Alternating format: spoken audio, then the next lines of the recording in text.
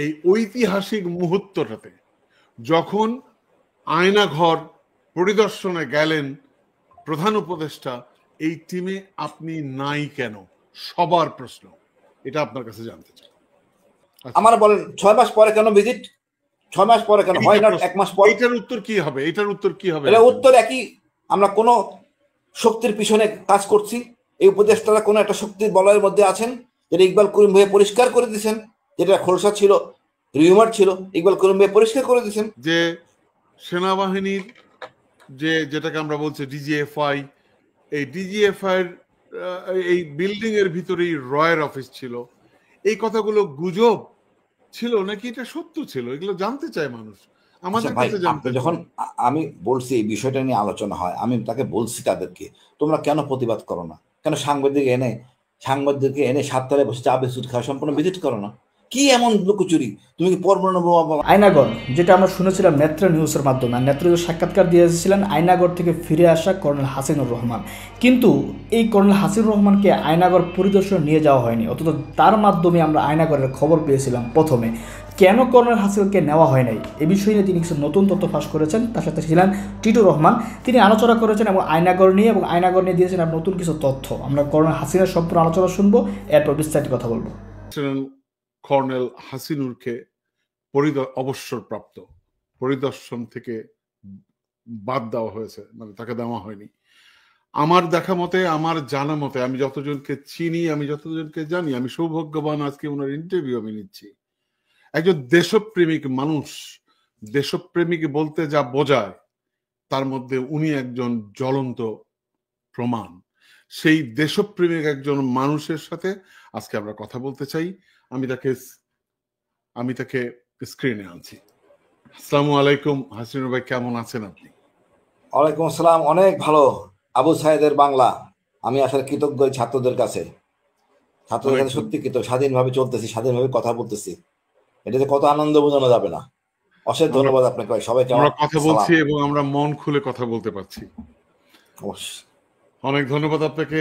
আপনি যে বিষয়টি আজকে অবতারণা করতে চাই, আপনি জানেন যে আমরা যেটা জানি, আমরা আপনার মাধ্যমেই গোটা বাংলাদেশ থেকে গোটা পৃথিবীর মানুষ জানলো আয়না ঘরে আপনি বন্দী ছিলেন, এবং আপনি নিশ্চিত করলেন আর কে কে আয়না ঘরে আছে।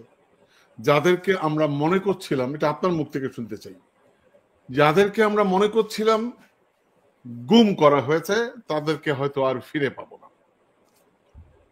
আপনি একটু জানতে চাই আপনাকে, যারা গুম করেছিল তারা এখনো কোথায় আছে, এখনো বহাল তবিয়তে আছে কিনা, কোথায় আছে এটা জানতে চাই। এবং সবাই একটি প্রশ্ন করছে যে আয়না ঘরের আপনি হচ্ছেন প্রথম ব্যক্তি যিনি আয়না ঘরকে বা মানুষের সামনে এবং পৃথিবীর সামনে আনলেন, জানালেন। সেই আপনি এই ঐতিহাসিক মুহূর্তটাতে যখন আয়নাঘর পরিদর্শনে গেলেন প্রধান উপদেষ্টা, এই টিমে আপনি নাই কেন? সবার প্রশ্ন, এটা আপনার কাছে জানতে চাই। আচ্ছা, আমি ভাই কি বলবো, আমি এতটা লজ্জিত, আমি এতটা হতাশ। আমার এই বয়সে পাওয়ার কিছু নাই। আমি স্বাধীনতা দেখছি, ছাত্রদের স্বাধীনতা, আমি এতেই ধন্য। তারপরে বলবো, আমি হয়তো সত্য কথা বলতে পারতাম, কোথায় কোনটা ছিল, কোন জায়গায় কি ছিল। হয়তো সরকার চায় নাই এটা সবকিছু প্রকাশ পাক। আমি জানি না সরকার কেন এদেরকে বাঁচানোর চেষ্টা করতেছে। তারপর দেখছেন হয়তো রং করা হয়েছে, বাট মূল দায়ী ব্যক্তি হলেন গুম কমিশনের নাবিলা। তার সাথে রাতের বেলা আমি কথা বলছি যে আপা আগামীকাল কোনো এরকম পরিদর্শন আছে কিনা। সে এনে বলছেন, আমার কিছু বলেন নাই। আর নাবিলা পরিষ্কার জানে, ওনার চেয়ারম্যান জানেন, প্রেসিডেন্ট জানেন, সবকিছু আমি ওনাদেরকে সর্বাত্মক সহযোগিতা করছি সন্ত্রাসী ধরার জন্য। এটা তো মিস্টেকের কথা না। রাতের বেলা আমি কথা বলার পরের দিন আমার নাম নাই কেন? উদ্দেশ্য পরিষ্কার, যে ওনারা চান না সবকিছু বেড়ে আসুক।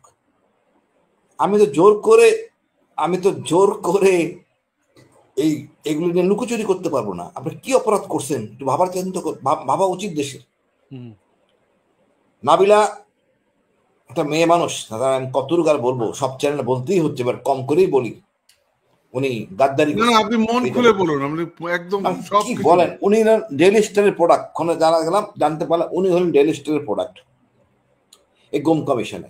ওনার এক বন্ধু আছেন শাহনওয়াজ চন্দন, যিনি আছেন আবার বিডিআর কমিশনের একজন সদস্য। আপনি বোঝার চেষ্টা করেন কোথায় কোথায় কাদেরকে দেওয়া হয়েছে। আসলে আমরা চাচ্ছি না সত্য বাইর হোক, সত্য জাতি জানুক। এর একটা জিনিস পরিষ্কার হওয়া ভালো, শহীদ জিয়া কিলিং হওয়ার পরে লেফটেন্যান্ট রফিককে ফাঁসি দেওয়া হয়, লেফটেন্যান্টকে ছাড় দেওয়া হয় নাই। ওই লেফটেন্যান্ট আশেপাশেও ছিল না, এর জন্য ছিল। আজকে এই গুম সাথে যারা জড়িত বা এই অপকর্মে যারা জড়িত তারা ছাড় পাবে না। হ্যাঁ, ছাড় পাবে আমরা যদি ক্ষমা করে দেই, জাতি যদি ক্ষমা করে দেয় দিব, বাট স্বীকার করতে হবে আমরা চাই ফ্যাসিস্টকে ধরতে। ফ্যাসিস্ট হাসিনা তার আসল সংগ্রাম মানব, উচ্চ পর্যায়ের নেতা এদেরকে ঝোলানো হোক। কিন্তু যা করতেছে, যা করা হয়েছে দুঃখজনক। তার চেয়ে টিটু ভাই লজ্জা লাগে কি জানেন, আমার সিনিয়র ব্রিগেডিয়ার আজমিকে নিয়ে। রাগ ক্ষোভের কিছু না, এটা সম্মানবোধ, শ্রদ্ধাবোধ। আমি তো নিজের ঝুঁকি নিয়ে চুপ করে যেতে পারতাম, আমি যাইনি, আপনারা জানেন, সবাইকে জানাইছি। তারপরে আন্তর্জাতিক বিভিন্ন জায়গায়, সবখানে আমি বিভিন্ন জায়গায় বিভিন্ন ফোরামে এটাকে আপনি যখন আমাদের প্ল্যাটফর্মে আসেন তখনই আমরা নিজেরাই ভয় পাচ্ছিলাম, আপনার নিরাপত্তা নিয়ে আমরা শঙ্কিত ছিলাম। হ্যাঁ ভাই, 10-এর অধিক আমার আইসিটি মামলা, তারপর আগে দেওয়া আছে জঙ্গি মামলা। তারপর আমি এটা নিয়ে মহান আল্লাহর কাছে আমার পরিবার আমাকে সাহায্য করছে, আমার স্ত্রী বিশেষ করে আমাকে ফুল সাপোর্ট দিছে, ন্যায়ের পথে তুমি আসো, থাকো। আমি সেভাবে ছিলাম। আজমি স্যারকে বের করার জন্য আমরা এই আগস্ট বিপ্লবের কিন্তু ভাই আমি প্রথম থেকে বাইরে ছিলাম, হাসান নাসির স্যারও ছিল। আমরা ইয়াং ছেলেদের নিয়ে লেফটেন্যান্ট কাজল, ইমরান, জামাল হায়দার, সব মেজর জামাল হায়দার, সবাই আমরা মাঠে ছিলাম, এনজয় করতেছিলাম। এটা বিপ্লবের সাথে যোগ হইতে পারছি, এটা গর্বের ছিল। কিন্তু দেখেন ওই 5 তারিখ বিজয় হওয়ার পর কিন্তু এসে ঘুমাইতে পারতাম, আড্ডা মারতে পারতাম, তা করি নাই। 5 তারিখ ব্রিগেডিয়ার হাসান নাসির মতো একটা ভদ্র সম্মান সিনিয়র মানুষকে নিয়ে এই কচুকো চেকপোস্টের সামনে বসে পড়ি আমরা। মাঝরাত পারে আরো অন্য একটা দিন চলে গেছে, ওই সময়টার মধ্যে আমরা নেগোসিয়েশন আসি ডিজিএফআই সাথে যে আমাদের ছাড়তে হবে, আমরা জানি এখানে কোথায় আছে। কূটনীতি মারুজ্জামান ছিলেন, তাকেও কিন্তু নেওয়া হয় নাই। আমি জানি না কাকে খুশি করার জন্য নাবিল এগুলি করলো বা আসিফ নজরুল করলো। এখন আমি মনে করি প্রত্যেকের অস্থির এই সরকার প্রশ্নবিদ্ধ, সরকার চাচ্ছে না কোনো সমাধান করতে। কোনো বৃহৎ শক্তি পিছনে আছে যাদের তাবেদারি করতেছে এই সরকার। ডক্টর ইউনূস পারফেক্ট, বাকি সবগুলোর মধ্যে ভেজাল আছে। আপনি দেখেন এখানে এমন কোনো ব্যক্তি আছে এখানে উপদেষ্টা যে এই 111 থেকে শুরু করে সুবিধাভোগী ছিলেন না। ব্রিগেডিয়ার হাসান নাসির বিডিআর হত্যাকাণ্ডের নোট অফ ডিসেন্ট দিচ্ছেন, তাকে কিন্তু কোনো কিছু দেওয়া হয় নাই। যে ভদ্রলোক স্বাক্ষর করছেন উনি মেজর জেনারেল হয়েছেন, এখন রেড ক্রিসেন্টের চেয়ারম্যান। আপনি দেখেন বিদ্যাঙ্গলি কিভাবে দেখানো হয় দেশপ্রেমিক সৎ লোকদের। আমরা চিল্লাচিল্লি করতেছি আর্মি সংস্কারের জন্য, আমরা কেন রাজনীতিবিদদের করাতলে আমরা নিজেকে প্রাণ দিব? আমাদের তো কোনো ওএসডি নাই। আপনার পছন্দ হয় না, ঠিক আছে, আমাকে অন্য মিষ্টি দিবেন, এরকম কিছু একটা সিস্টেম করতে হবে। আপনার খেয়াল খুশির মতো যার খুশি তাকে পাঠাই দেবেন। আমরা তো আসলে যাই হই একটা পাইলট এয়ারফোর্সের, এদেরকে যার তারা আপনি বের করে দিয়েছেন, কোনো আপনারা বাদ বিচার করতেছেন না। তো এটা সংস্কারের প্রয়োজন আছে, ভারতে সংস্কার করা হয়েছে। এই সংস্কার নিয়ে আমাদের সাথে এখন হাড্ডাড্ডি সম্পর্ক আর্মির সাথে। আর্মি মানতে চাচ্ছে না, আমরা এটা নিয়ে ধরে বসে আছি। ব্রিগেডিয়ার আজমিন উনি বের হয়েছেন, সেনাপ্রধানের প্রশংসা করছেন, সেনাপ্রধান উনি সম্পূর্ণ পেনশন দিয়ে দিয়েছেন, উনি আরামে এসে ঘুরে বেড়াচ্ছেন। তো উনি আয়নাগরের সম্বন্ধে কতটুকু বলবেন? উনি তো আরামে ছিলেন, এসি রুমে ছিলেন, ওনাকে কলিং বেল দেওয়া হয়েছে, রিমোট কন্ট্রোল, যা খুশি তাই খাবার খেতে পারতেন। আমি তো তেমন ছিলাম না। আমি তো কি কষ্টে ছিলাম, খালি 2-1টা কথা বলি আপনাকে।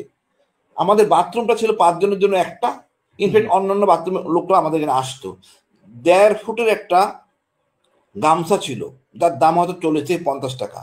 এটা আমরা সবাই ব্যবহার করতাম, কয়েকদিন ব্যবহার করতে পাগল ছিলাম প্রথম দিকে, পাগল। বিশ্বাস করেন ইনফেকশনে আমার চোখ মানে আক্রান্ত, পরে আমি লুঙ্গি দিয়ে আমার মুখ মুছতাম, আমার গা মুছতাম গোসল করে। এরকম একটা মানহীন মানে জীবনযাত্রার মধ্যে আমরা ছিলাম। ছিঁড়া লুঙ্গি, ছিঁড়া গামছা। আর্মি সাথে এরকম ছিলেন না। উনি কষ্টটা কোথা থেকে বুঝবেন? আরমান মাই তো সিভিল লোক, উনি তো বোঝার কোনো শক্তিই নাই। উনি তো আসলে আসলে মেন্টালের মতো হয়ে যাওয়ার কথা। উনি তো এরকম ট্রমার মধ্যে দিয়ে যান নাই। আমি তো 2টা বছর কষ্ট ট্রেনিং এর মধ্যে দিয়ে গেছি, পাহাড়ে ছিলাম, অভ্যস্ত। তারপরও ভাই, আমার এই পরিবার কোথায়, বাচ্চা কোথায়? আমি গুম যে নাদির জানে আমার মেজো মেয়ে পরীক্ষা দিয়েছিল বিউপিতে, তাকে নেওয়া হয় নাই। নোয়িং ফুললি ওয়েল আমি কোনো অপরাধ করি না, আমি সত্য কথা বলি, ভারতের বিরুদ্ধে কথা বলি। এটা আমার বড় সমস্যা। না, এখন যে আপনাকে গুম করেছিল বা যে আপনাকে ধরেছিল বা যে আপনাকে নিয়েছিল সে এখন কোথায়? ভাই, সে হলো সাইফুল আবেদিন। সে কই? সে হলো সাইফুল আবেদিন। যখন এই মামলা হয়, উনি আমাকে রিকোয়েস্ট করতেছেন বিদেশ থেকে, সম্ভবত আমেরিকায় আছেন, উনি কানাডায় আছেন। উনি রিকোয়েস্ট করতেছেন, স্যার আমার মা অসুস্থ, মামলাটা না করলে হয় না। চিন্তা করেন কত বিবেকহীন। আমার বউ অসুস্থ, 3টা বাচ্চা। কানাডার টরন্টোতে আছে। হ্যাঁ, উনি কত বিবেকহীন, আমাকে এই রিকোয়েস্ট করতেছে, স্যার মাফ করলে হয় না। তোমার তো মাফ করার কোনো স্কোপ নাই, তোমাকে বেঁধে আনতে হবে। Crime against humanity. তুই আমাকে তো না, আমি থাকা অবস্থায় পুরা আমার যতটা আমার 10টা সেল পুরো ভরা ছিল। পুরনো কমপ্লেক্স, যেটা আসলে সেটা আরামদায়ক কমপ্লেক্স, অনেক ভুল বুঝাবুঝি করতে পারেন। এটা ব্রিটিশ আমলের মানে পাকিস্তান আমলের করা পুরনো বিল্ডিং, পুরো গরম কম লাগে, এই জন্য আমি বলছি আরামদায়ক। কিন্তু আমাদের যেটা ছিল ভাই, এটা হলো অত্যাচার। মানুষ যেমন বলতেন এটাকে টর্চার সেল। আর 2টা দিয়েছিলেন। আমি পুরোটা সময় এখানেই ছিলাম। হাসিনুর ভাই, আমি একটা জিনিস পরিষ্কার করতে চাই, সেটা হচ্ছে যে এই যে আপনাকে নিয়ে যে গেল না, এই যে না যাওয়ার পিছনে সেনাবাহিনীর কি কোনো ইঙ্গিত ছিল? সেনাপ্রধানের কি কোনো অনিচ্ছা ছিল? এটা যদি আপনি একটু পরিষ্কার করেন, কারণ অনেকে সেনাবাহিনীর প্রধানকে বলছেন, কিন্তু এই টিমটা কে করেছিল, মানে এটা আপনি জানতে পেরেছেন কিনা? মানে আমি যতটুকু জানি সম্পূর্ণ সিলেকশন করছে নাবিলা। ওর মায়ের ডাকের তুলিকেও আনে নাই, কেউ সেন্টিমিটার আসবে, তুলিকেও আনা তুলি আপাকে আনা হয় নাই।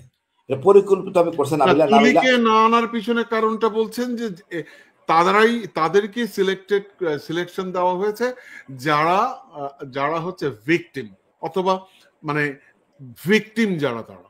সো ভিকটিম, তুলি আপা নিজেই তো ভিকটিম। বুঝি না, তুলি আপা নিজেই তো ভিকটিম, তার ভাই হারাইছে, তার ভাইকে। রাইট, হ্যাঁ, কোনো সন্দেহ কোথায়? নাবিলা চায় নাই অন্য কেউ যায় ভেদাল করুক, একটা সিনেমা শো হয়ে আসুক। আমার বলেন 6 মাস পরে কেন ভিজিট? 6 মাস পরে কেন হয় না 1 মাস পর? এটার উত্তর কি হবে? এটা উত্তর একই। আমরা কোন শক্তির পিছনে কাজ করছি।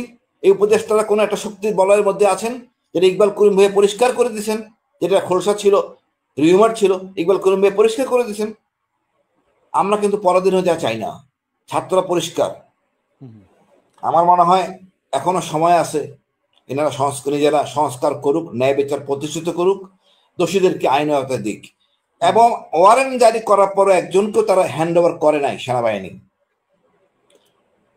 নানা রকম রিউমার থাকতেই পারে, আইন তো আইনের গতিতে চলবে। আপনার মনে আছে কিনা জানি না, বিএনপির সময় আইজিপি ছিলেন একজন ট্রাফিক সার্জেন্ট সেলুট করে নাই, তার দণ্ড হিসাবে কিন্তু 2000 টাকা ফাইন ছিল। সেই আইজিপি কিন্তু চাকরি হারাতে হয়েছে। আমাদের জেনারেলরা ভুলে গেছেন অনেক কিছু। আইন অনেক বড়, অনেক লম্বা আইনের হাত। আইন এমন আছে, ওই আয়নাগরে বসে বিচার করবেন সরাসরি, কিচ্ছু করা থাকবে না সেনাবাহিনীর। বোকার মতো কাজ, যার বুদ্ধিতে কাজ করতেছে বোকার মতো কাজ করতেছে। আমি প্রথম থেকে বলতেছিলাম, আসেন আমরা তো দেশের সেনাবাহিনী, জনগণের সাথে আসি, অঙ্গীকার করেন যে ভুল হইতে পারে, হয়েছে, আমরা দোষীদের খুঁজে বের করি। অনেক পরিষ্কার হয়ে যেত। র্যাব কনফেস করছে, জনগণ আস্থা জায়গায় র্যাব চলে আসছে, কিন্তু গোয়েন্দা সংস্থা আসে নাই।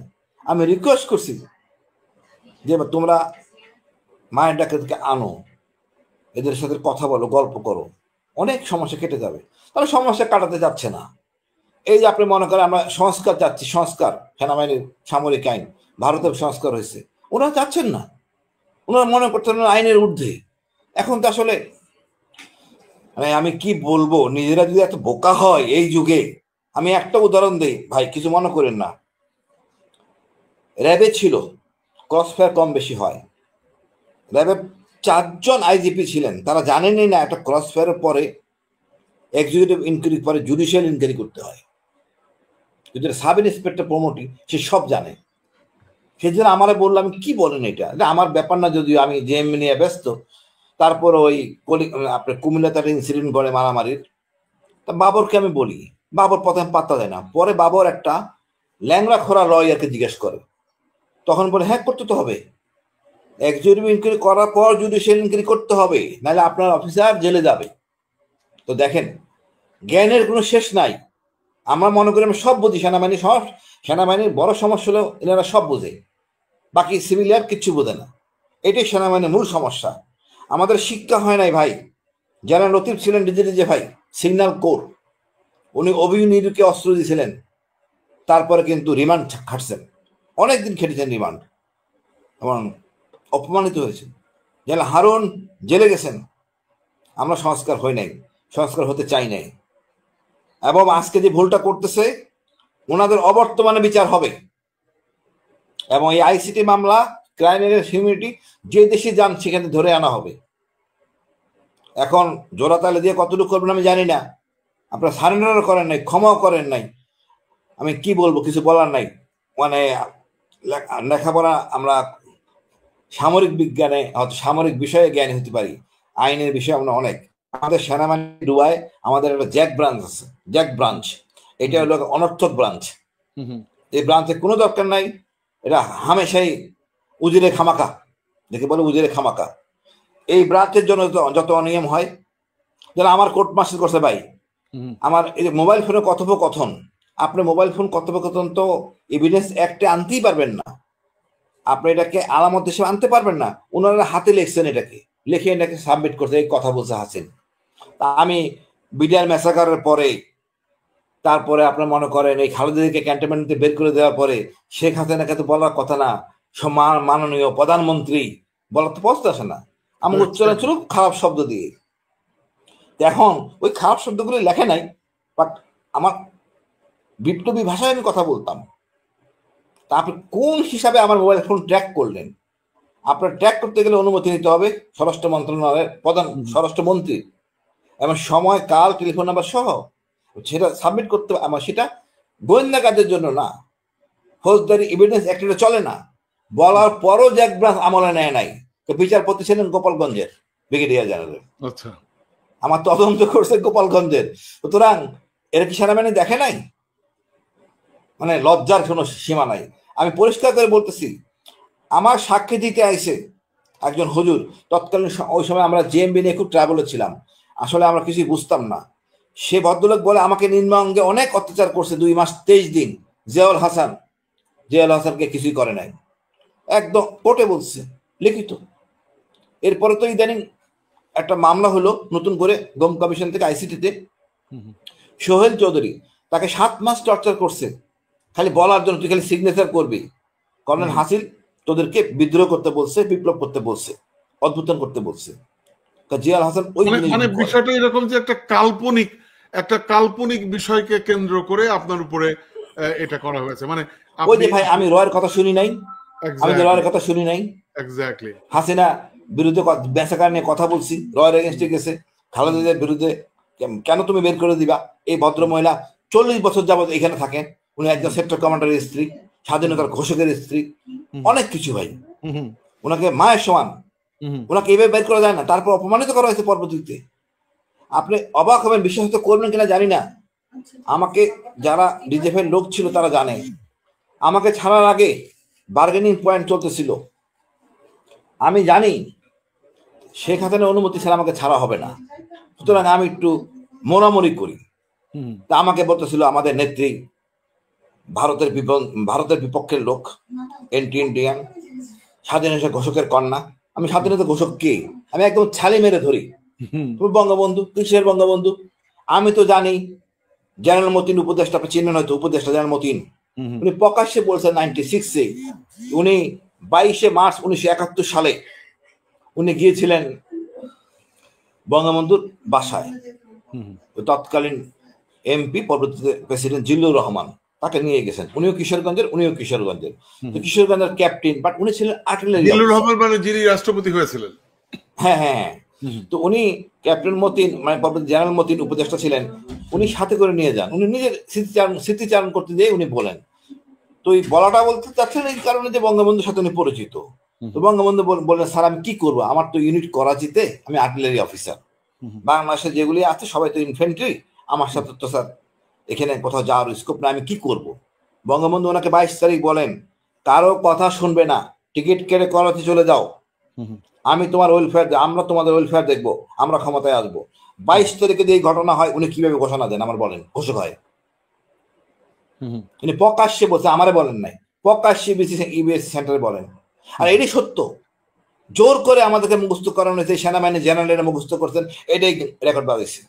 এগুলি প্রতিবাদ করতাম ভাই, এটি হলো সমস্যা। আমিও করি, কর্নেল ফেরদৌসও করে। আমরা আসলে সত্যটা দেশে জানা উচিত। আপনি এইভাবে স্বাধীন দেশের জনগণের উপরে স্টিম রোলার চালাবেন, এটা হয় না। আমি দেশের জন্য নিবেদিত, রাজনৈতিক দলের কাছে নিবেদিত না। আমি ছাত্রদের স্যালুট করি, আবু সাইদকে স্যালুট করি। এরা আজকে যে পথ দেখাইছে আমাদের রাজনীতিবিদরা তা দেখাতে পারে নাই। দেখেন ভাই, 53 বছর হয়ে গেছে, একটা সিএনজি বানাতে পারে নাই এই রাজনীতিবিদরা। এখন পাগল হয়ে গেছে, নির্বাচন মানে বললেই পারে সরাসরি ক্ষমতা যাব, ক্ষমতা দেন, এটা বললেই পারে। লজ্জার দরকার কি? নির্বাচন তো দরকার নাই, ক্ষমতা দরকার। এদের হলো সমস্যা এইটা। কিন্তু সংস্কারটা সুন্দর করে করি, জনগণের মতো নির্বাচন করি। পার্বত্য চট্টগ্রাম সমস্যা, এটা নিয়ে আলোচনা করি। এমন ভাবে কাজ হচ্ছে, মানে কাজ করতে দেওয়া হচ্ছে না, সোজা কথা, যাতে ওইভাবে নির্বাচন হয়। আপনি খেয়াল করবেন 71-এর নির্বাচন, 71-এর আগে পরে কম্পিটিশন নির্বাচন মানে হলো একটা বিজয় উৎসব। কে কয়টা ভোট বেশি দিল এটাই ক্রেডিট, কয়টা দিছিস এতটা, ও আরেকটা দিয়ে। দিস ক্যানট বি অ্যাকসেপ্ট নাও। এখন ডিজিটাল যুগ, এখন সত্যিকার যার ভোট সে দিবে, যাকে খুশি তাকে দিবে। আমি হাসানুর ভাই ওই জায়গাটা একটু শেষ করি। সেটা হচ্ছে যে এই 6 মাস কেন লাগলো, এই 6 মাস লাগা, অর্থাৎ পরিদর্শনে 6 মাস লাগা। 6 মাসে আমরা কি দেখলাম? আমরা দেখলাম আয়নাঘরের যে আয়নাঘরটা যেরকম ছিল, এই আয়নাঘর আর সেই আয়নাঘর নেই। আয়নাঘর অনেক পরিবর্তন করা হয়েছে, অনেক চুনকাম করা হয়েছে, অনেক লেখা দেওয়ালে লেখা ছিল, সেই লেখাগুলো মিশিয়ে দেওয়া হয়েছে। এগুলো কারা করলো? আমরা কি এগুলো বের করতে পারবো? বের করতে না পারলে কেন পারবো না? ভাই সবই বের করা যাবে। ওখানে রেজিস্টার ছিল, কেউ প্রবেশ করলে নাম লিখে প্রবেশ করতে হবে। ওখানে রক্ত মাখা অনেক মোবাইল নাম্বার লেখা ছিল, ফিনকে দিয়ে রক্তের দাগ ছিল, আমারও রক্তের দাগ ছিল। নাক দিয়ে রক্ত হতো, নাকটা কোথায় মুছবো আমি, আমার তো গামছা দেয়নি, ওয়ালে মুছতাম। তারপর মানুষের এই রক্ত দিয়ে মানুষের নাম লিখতো, পেন্সিল দিয়ে নাম লিখতো, মোবাইল নাম্বার লিখে রাখতো, ছোট ছোট কথা লিখতো, মাকে বলবেন। মানে নানা হৃদয় বিদারক ঘটনা ঘটতো, প্রতিটা দিন কান্না চিৎকার, মানে আপনি বোঝানো যাবে না কি। এখন আপনি কি করলেন, 6 মাস পরে গেলেন একটা শুটিং করার জন্য, স্মৃতিচারণ শুটিং, এটা আর কিছুই না, স্মৃতিচারণ শুটিং। আপনি কেন 6 মাস পরে যাবেন? কেন বললেন না এই জায়গাটা 144 ধারা বা কিছু, কেউ এটা কোনো কিছু করবে না, এই আদেশটা দেন নাই কেন? এর জন্য দায়ী আসিফ নজরুল, স্বরাষ্ট্র উপদেষ্টা, 2 জন। এনারা এই ফ্যাসিস্টকে টিকিয়ে রাখার দোষর, এবং তাদের পিছন থেকে তারা সাহায্য করতেছেন। এটা তো এমন হওয়ার কথা ছিল না। ডিফেন্স মিনিস্টার দিক বার্তা দেখেন, যেন হাফিজ, কিন্তু কোনো দরকার, উনি কি কাজ করেন আমার বলেন? আপনি কতটুকু জানেন? আমি তো কিছুই জানি না। এই ডিফেন্স চাপটা দিয়ে দেখেন, জেনারেল হাফিজ উনি কি করতেছেন? উনার কেন বসে দেওয়া হচ্ছে? উনি না থাকলে কি হবে? মানে আসলে আমরা কাজ করতে চাচ্ছি না, আমরা দেখাচ্ছি। মানে আপনি কি বলবো যে শস্যের ভিতরেই ভূত? অবশ্যই। এর মধ্যে কেউ ক্ষতিগ্রস্ত আছে বলেন তো আমার ভাই? এই যে লোকগুলি আছে উপদেষ্টা, কে ক্ষতিগ্রস্ত? আমি এক এক করে বলি। সবই তো 111-এর সুশীল সুবিধাভোগী লোকজন। ছাত্র উপদেষ্টা বাদ দিয়ে একজনকে আপনি বলতে পারেন আদিলুর রহমান। হ্যাঁ, আদিলু ভাই জেলে খেটেছে, জেল খেটেছে। হ্যাঁ, উনি প্রতিবাদী লোক, ওনাকে সেলুট করি। বাকি ডক্টর ইউনূস, বাকি সব ওনারা একই, ওনার সব সুবিধাবাহী লোক। আরো সুবিধা করার জন্য আনছেন। আমি তো বলছিলাম ভাই প্রথম থেকেই, রক্ত দিচ্ছে যারা, দেশ চালাবে তারা। Exactly, ছাত্র চালায় দেখাবেন 1000 গুণে ভালো চালাবে দেশ। একদম এবং সত্য কথা। তারা যদি সাথেও থাকতো, যদি তাইলেও মনে করেন অনেক সংস্কার হতে পারতো। আসলে চায় নাই সংস্কার হোক, এটাই ছিল সমস্যা। বা কোনো যুগান্তকারী ভাবে আমরা দেশ আগায় যাক এমনটা চাই নাই আমরা। আমার আবার এই সেবা দাস হতে চাই ভারতের, যেটা আসলে মূল মন্ত্র, অখণ্ড ভারত। আমাকে একটা প্রশ্নের উত্তর দেন তো। অনেকেই অনেক সময় অনেক, আপনিও হয়তো বলেছেন, আমরা জানতে পেরেছিলাম, আমরা জেনেছিলাম যে সেনাবাহিনীর যেটাকে আমরা বলছি ডিজিএফআই, এই ডিজিএফআই এর এই বিল্ডিং এর ভিতরেই রয়ের অফিস ছিল। এই কথাগুলো গুজব ছিল নাকি এটা সত্য ছিল? এগুলো জানতে চায় মানুষ, আচ্ছা আমাদের ভাই, কাছে আপনি জানতে যখন চায়। আমি বলছি এই বিষয়টা নিয়ে আলোচনা হয়, আমি তাকে বলছি তাদেরকে, তোমরা কেন প্রতিবাদ করো না? কেন সাংবাদিককে এনে 7 তলায় বসে চা বিস্কুট খাওয়া সম্পূর্ণ ভিজিট করো না? কি এমন লুকোচুরি? তুমি কি পরমাণু বোমা বানাইতেছো ভিতরে? এমন কি সিক্রেসি তোমার এখানে আছে? যাওয়া যাবে না, দেখানো যাবে না? লোক যখন বলছে পরিষ্কার করে দেখাও। আসলে এই যে লুকানো মানে ভাব, প্রশ্নটা যেহেতু উঠছে সেহেতু অবশ্যই উঠবে। Right, exactly. আপনি দেখালে সমস্যাটা কোথায়? কি এমন জিনিস আছেন আপনি রাখেন যেটা আমাদের দেখলে দুনিয়া উল্টে যাবে? আমি কিছু বুঝি না ভাই। এটা বোকার স্বর্গে বাস করে। বোকার স্বর্গে বাস করলে যা হয় তাদের অবস্থা তাই দাঁড়াইছে। আপনি কেন বিতর্ক সৃষ্টি করতেছেন? বাট বর্তমান ডিজি আমি মনে করছি perfect man. He is honest. সে আমাকে বলছে, ভাই স্যার আমি অনেস্ট থাকার চেষ্টা করব, আপনি কার কথা আমি বলছেন? ছাত্রদের সাথে। জাহাঙ্গীর, জাহাঙ্গীর। ডিজি ভাই। Right, true. উনি আমাকে বলছে আমার 2 লাখ টাকার ওডি, মানুষ কেমনে এত টাকা বানালো এখান থেকে? তা আমি তো সেই কথা বলি, মিলিটারি অফিসার তো ওডি থাকবে, এটাই নিয়ম। ওভারড্রো থাকবে, এটাই তো নিয়ম। আমাদের বন্ধু থাকবে ব্যাংক ম্যানেজার, এটাই হওয়ার কথা ছিল। আমরা হয়ে গেছেন ইস্ট বাংলার মতো আচরণ। এখন আশা করি অনেক পরিবর্তন হবে, অনেক সংস্কার হবে। বাট সেনাপ্রধানও ভালো, উনি কিন্তু ওনার ডাইনামিক দেখাইছেন। বাট কথা হলো ওনার আশেপাশের লোকগুলি খারাপ। এই আশেপাশের লোক যদি না সরান, ওনার পক্ষে আমার কাঙ্ক্ষিত লক্ষ্যে যাওয়া ভেরি ডিফিকাল্ট। আচ্ছা, আমি তাকে অন করি। আমি যেহেতু সুযোগ পেলাম, আপনি যেহেতু সেনাপ্রধান সম্পর্কে বললেন, অনেকে সেনাপ্রধান নিয়ে অনেক গল্প কাহিনী বলছে, অনেক কথা বলছে। এই মুহূর্তে ওনাকে পদত্যাগ করতে হবে, এই মুহূর্তে তাকে সরিয়ে দিতে হবে। আপনি কি, আমি যতটুকু, আমি মনে করি ওনার উপরে উনি ওনার মানে অনেকটা অনেকটা জুয়া খেলার মতো ইয়ে করেছেন, মানে সিদ্ধান্ত নিয়েছেন। উনি যদি সফল না হতেন তাহলে কিন্তু মার্শাল হতো না, ওনাকে তো মরতে হতো, ওনাকে তো হ্যাং করা হতো। তারপরও আমরা কেন সেনাপ্রধানকে দোষারোপ করছে অনেকে তাকে এই মুহূর্তে তাকে পদত্যাগ করতে হবে, এটা ওটা বলছে। এটা যদি একটু আমাকে বলেন। আচ্ছা দেখেন, সেনাপ্রধান মানে সেনাবাহিনী আসলে লুকোচুরি সমস্যাটা এনাদের থাকে, বলতে চান না। আর আমরাও আসলে সাংবাদিক সামনে ওরকম খোলামেলা কথা বলতেও পারি না। সাংবাদিক কথার পেছে আমরা দেখা যায় যে যেটা বলতে যাই অন্যটা বলে দিই। এটা আমাদের একটা সমস্যা, একেবারে জেনুইন সমস্যা। এখন কি দরকার ছিল বলার? 626 জন লোক আমাদের এখানে ছিল, আমার বলেন কে বলছিল বলার জন্য এটা সেনাপ্রধানকে? এই বইলার বিতর্কে ঝামেলা বাঁধাইছে না? এই এক ঝামেলা যথেষ্ট না ওনাকে বিতর্কে ফেলানোর জন্য? তারপরে এই 6 মাস পর করলেন কেন? রং করতে কে বললো রং? কিন্তু আমার কাছে মনে হচ্ছে উনি কিন্তু মানে সরল ভাবে কথাটা বলেছে, উনি খুব ক্রিটিক্যালি ব্যাপারটা দেখেনি। আমি এই জন্যই বলতেছি সেনা অফিসাররা কখনোই ক্রিটিক্যাল চিন্তা করে না। সিনিয়র বলে নিজে পালন করে, নিজের বুদ্ধি খাটানোর দরকার পড়ে না।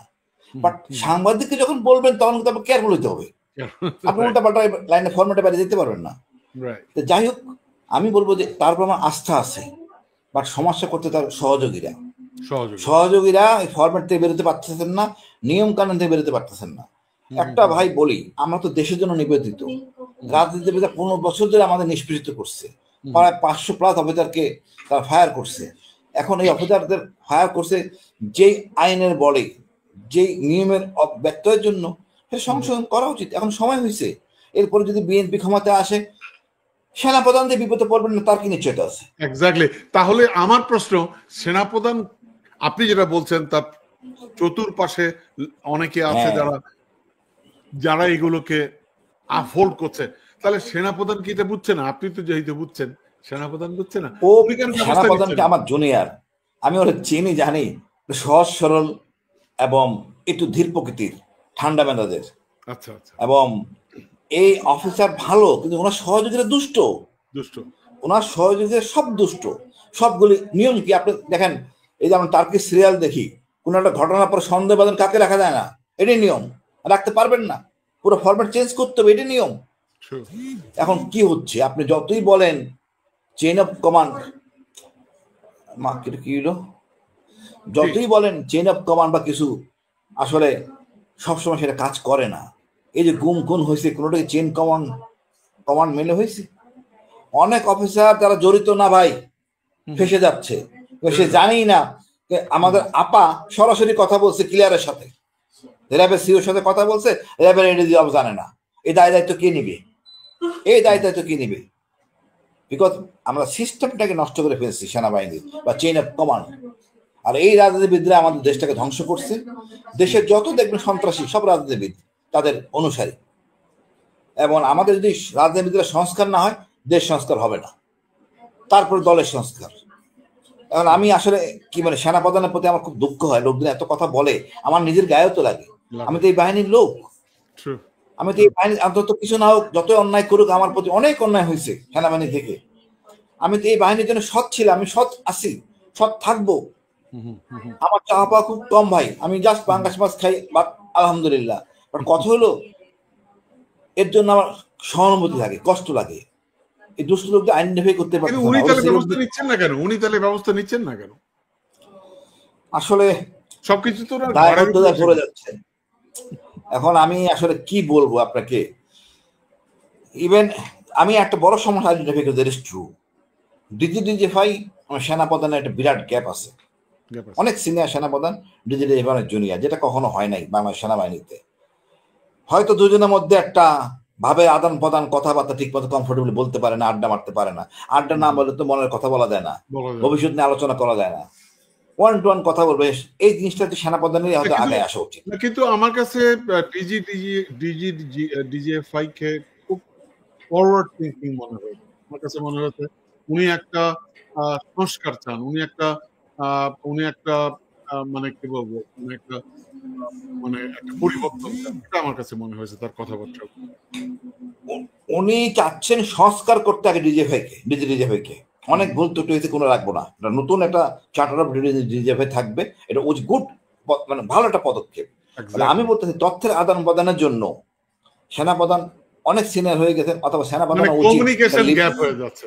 হ্যাঁ, একটা লিবার্টি দেওয়া ডিজিডিজিএফআই কে, আমি স্বাচ্ছন্দ্যে কথা বলে। আমি এই বিষয়ে একটু শেষ প্রশ্ন করতে চাই, তারপরে আমি অন্য প্রসঙ্গে যাব, পলিটিক্স এর প্রসঙ্গে যাব। সেটি হচ্ছে যে সেনাবাহিনী একটি প্রতিষ্ঠান, আমার দেশকে রক্ষা করবে। এটি একটি আমাদের শ্রদ্ধার জায়গা। অনেকে এই প্রতিষ্ঠানটাকে নিয়ে বিভিন্ন রকম কথাবার্তা বলে। এইটা মানে এটা বন্ধ হওয়া উচিত কিনা, আপনি কি মনে করেন? আচ্ছা দেখুন ভাই, এটা তো কাম্য না। সেনাবাহিনী সার্বভৌমত্বের প্রতীক, আমাদের গর্বের জায়গা, আমাদের দেশ রক্ষার লাস্ট হাতিয়ার। আমাদের ভাই বোন, আমাদের আত্মীয়, একই দেশের লোক আমরা।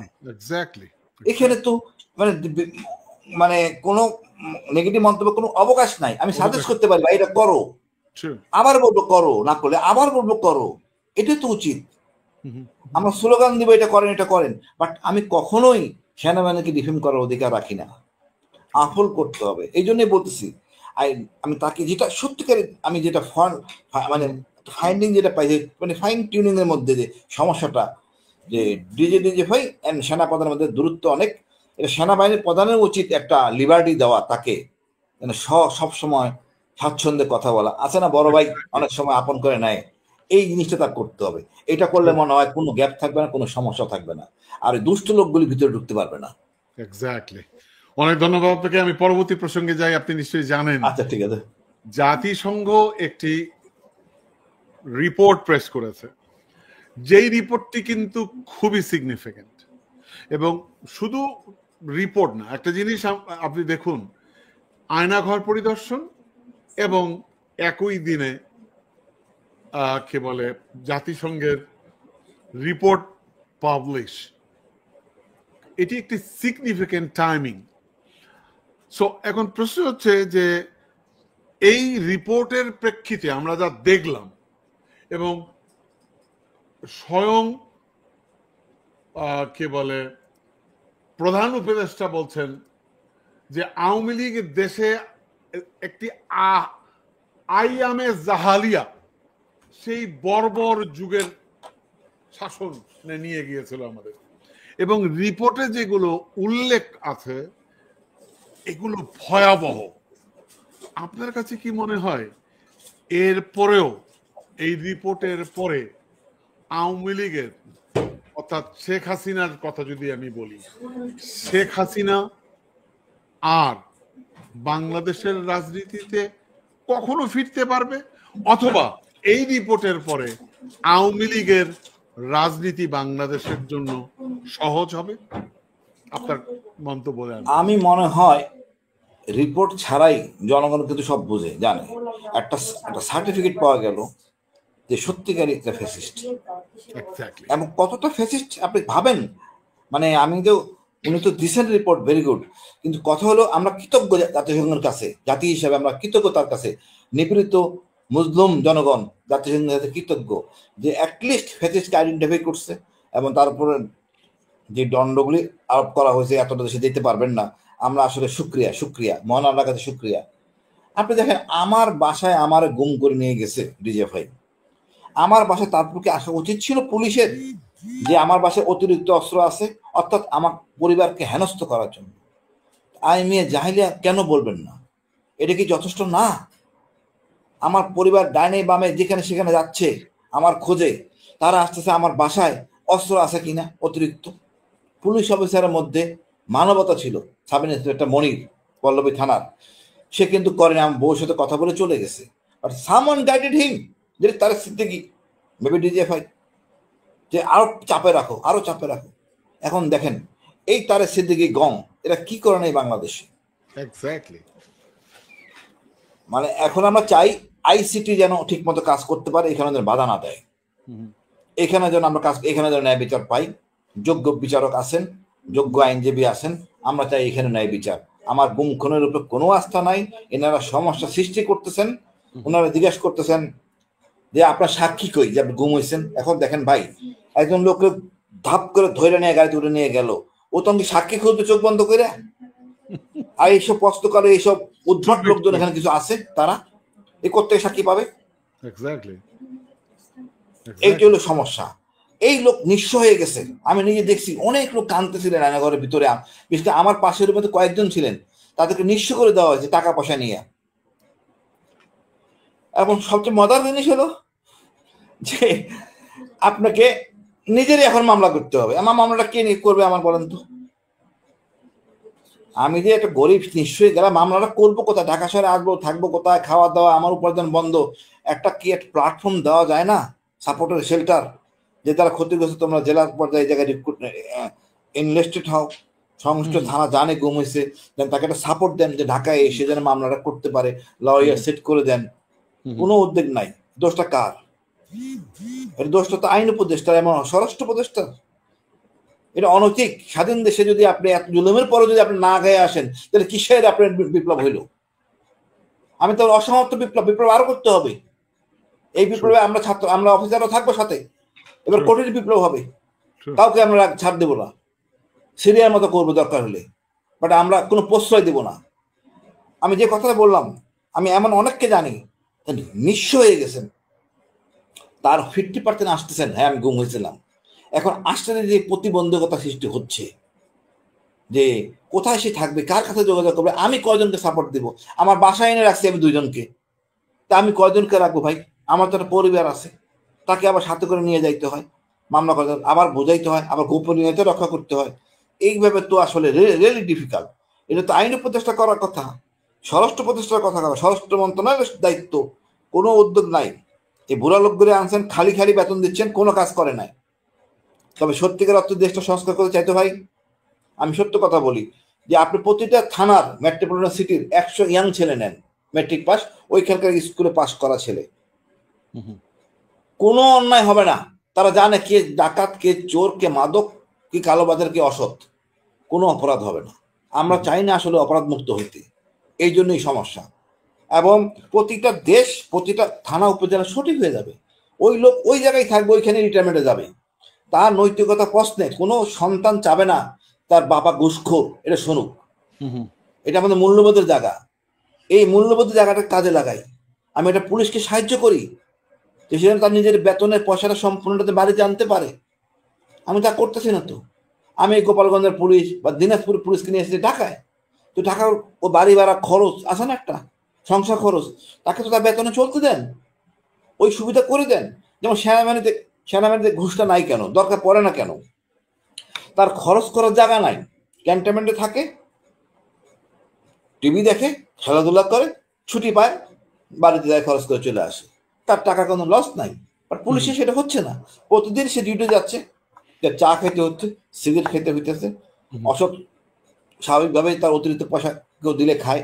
আপনি যখন বিনা পয়সা খাবেন সমস্যায় পড়বেন। তা আমরা তো চাইলেই সমস্যার সমাধান করতে পারি। নিজ নিজ জেলায়, নিজ নিজ ডিস্ট্রিক্টের পুলিশকে দেন, ওইখানে সারা জীবন থাকবে, দেখবেন জামাত, বিএনপি, আওয়ামী লীগ মিলে থাকবে, কোনো কিচ্ছু হবে না।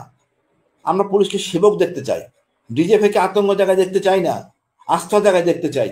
এটা আমার কাম্য। এটা শুধু সেনাবাহিনী না, এটা সেনাবাহিনীও করেন, বিডিআর করেন, দেশ ঠিক হয়ে যাবে। ভারত কিনে চিন্তাই করতে হবে না, আমরা এক জাতির এক দেশ হয়ে যাব। আমাদের সংখ্যালঘুরা আমাদেরই অলংকার, সব আমরা এক। আপনি মনে করেন টিটু ভাই, আপনার যে জায়গায় বাড়ি, যে উপজেলায়, সেই উপজেলার দায়িত্ব তো একজন সেনাবাহিনী একটা ইউনিট বরাদ্দ আছে।